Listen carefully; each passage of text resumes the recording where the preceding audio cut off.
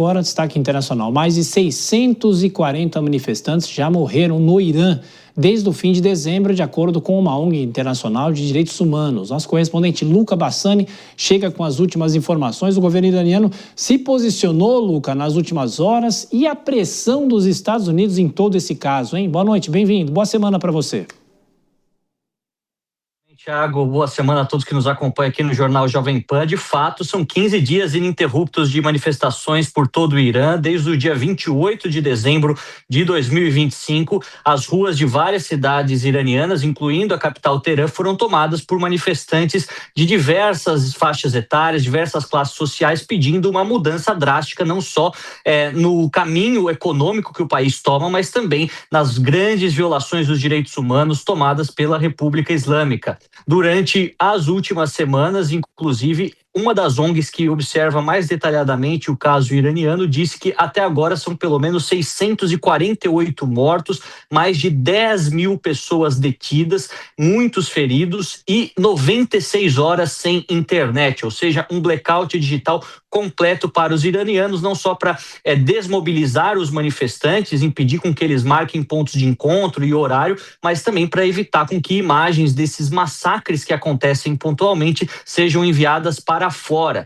Nesse sentido, os Estados Unidos e a União Europeia subiram o tom. O presidente Donald Trump disse que ainda considera as possibilidades para poder intervir e fazer com que pessoas inocentes, manifestantes pacíficos, não sejam mortos por um governo tirânico. Ao mesmo tempo, já ameaçou, falando que os países que fazem negócios com o Irã serão taxados em 25% caso continuem, em uma maneira de tentar asfixiar ainda mais a economia do país, que já está em frangalhos, seja com uma inflação de mais de 40% durante os últimos 12 meses, seja com uma moeda que derreteu e perdeu completamente seu valor perante o dólar. Para finalizar, a União Europeia também considera novas sanções perante o governo dos ayatolás, caso essa matança de pessoas inocentes continue acontecendo durante os próximos dias. Tudo indica que as manifestações continuarão acontecendo, até mesmo fora do Irã, a partir da diáspora iraniana, que é muito forte nos Estados Unidos e na Europa, né, Inglaterra e Alemanha,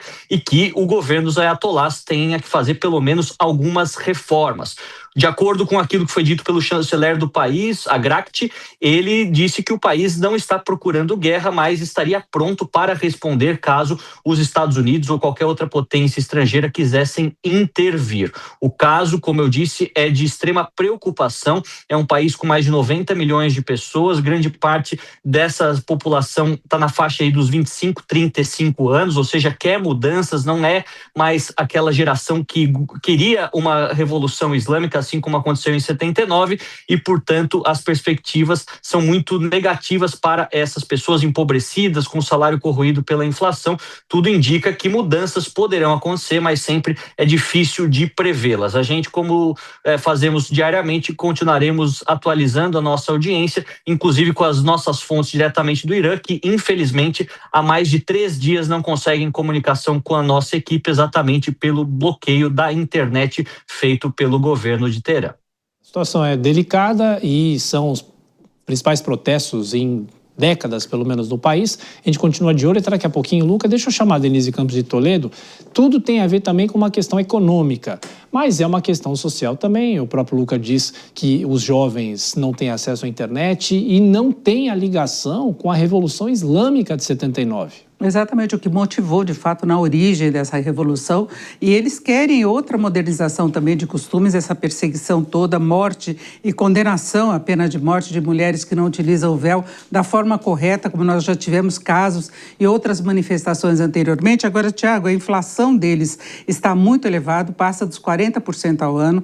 É uma economia que vem em desaceleração, com aumento muito forte da pobreza. Eles têm problemas de fornecimento de água, fornecimento inclusive de gasolina, eles que são dos maiores produtores de petróleo do mundo, só que sofrem as sanções dos Estados Unidos e de outros países, o que dificulta o acesso a recursos financeiros. Então, é um país que tem essa riqueza, mas que não consegue usufruir. A população vai sentindo isso do ponto de vista econômico, fora as pressões as punições, como se vê agora, se sabe do número de pessoas que foram presas e mortas por manifestações, as restrições a direitos humanos, as mulheres obrigadas a casar, muitas crianças sendo obrigadas a casar. Então, chega um momento em que não se consegue segurar essa situação, porque não há sequer satisfação financeira da população. Então, vamos ver os desdobramentos. Eles tentam segurar, se isolando ainda mais do mundo, inclusive através das redes sociais, que podem ter também alguma influência em relação às manifestações. Eles culpam os Estados Unidos, mas, na verdade, há uma insatisfação muito grande da população local.